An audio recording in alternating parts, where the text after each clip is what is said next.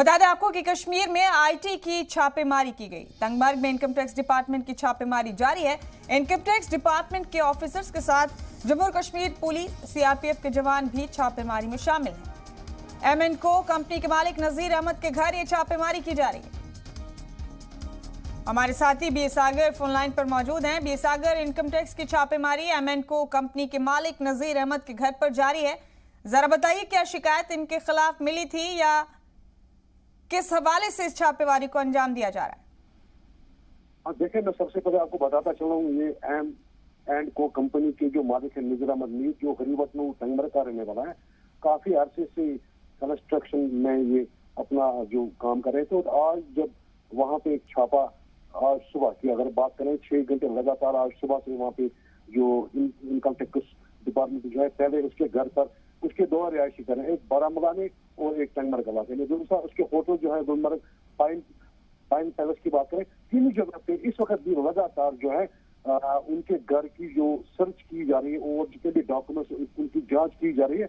तो मजीद अभी कुछ सामने नहीं आया किस तरह का छापा था, लेकिन इनकम टैक्स डिपार्टमेंट या जो जवान वहां पे लगे थे या जेएंडके पुलिस की जो नफरी वहां पे लगी थी, तो अभी तक ये नहीं कहा जा सकता कि किस तरह का छापा था। अभी क्या कुछ सामने नहीं आया अभी तक ऑफिसर्स की तरफ से कोई भी कंफर्मेशन नहीं आई है। तो अभी सिर्फ इनके घर पर ही छापेमारी की जा रही है बी सागर, या कुछ और ठिकानों पर भी की जा रही है कार्रवाई? हाँ बिल्कुल मुनाज जी, मैं आपको बताता चलूं, इनका एक होटल भी है गुलमर्ग में पाइन पैलेस के नाम से, तो वहां पे भी छापा डाला गया है। उसके बाद इसका दूसरा रिहायशी घर जो है बिल्कुल मेन बारामूला, वहां पे भी छापा, तीनों जगह पे इकट्ठे छापे डालेंगे।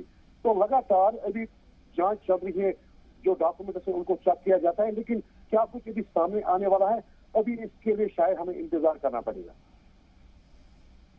तो जाहिर सी बात है सागर, ये कार्रवाई लंबी भी हो सकती है जब इस तरह की तस्वीर साफ होगी कि आखिरकार किस हवाले से इस छापेमारी को अंजाम दिया जा रहा है। आपने ये भी बताया कि अभी ये क्लियर नहीं है कि किस महकमे की ये छापेमारी है, लेकिन क्या एम&को कंपनी के हवाले से पहले इस तरह की कोई खबरें सामने आई है सागर कभी कि मशकूक हो जाए ये कंपनी?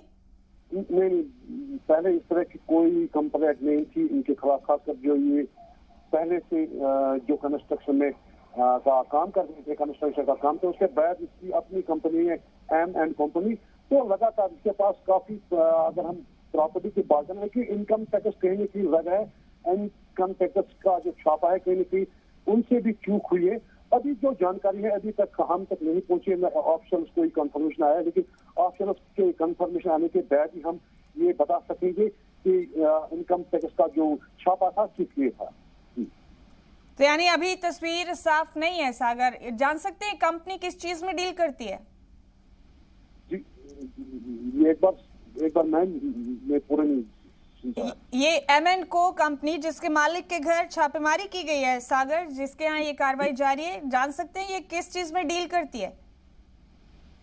इनकी अपनी कंस्ट्रक्शन है, ये चाहे पावर प्रोजेक्ट की बात करें, कई ऐसे प्रोजेक्ट हैं जो इन्होंने बनाए हैं। तो लेकिन काफी अरसे से इस एम&कॉम जो इसका मालिक है नजीर अहमद मीर, तो काफी अरसे से जो कंस्ट्रक्शन का काम कर रहे हैं। इनकम टैक्स डिपार्टमेंट का शायद कहीं न कहीं चूक हुई है इसे, तभी इस तरह के छापे इन तीनों जगह पे, गुलमर्ग की बात करें, पाइन पैलेस की बात करें, या इनके जो 2 रिहायशी घर है, एक हरीवतन तंगमर्ग है, एक बारामूला में, लेकिन अभी पूरी तरह से साफ नहीं हो पा रहा है। काफी लंबा तक जा सकता है। जिस तरह से लगातार सुबह से अगर हम बात करें, सुबह 7 बजे से उनके घर में जो जांच कर रही है, अभी पूरी तरह से वाजा नहीं हो पा रहा है।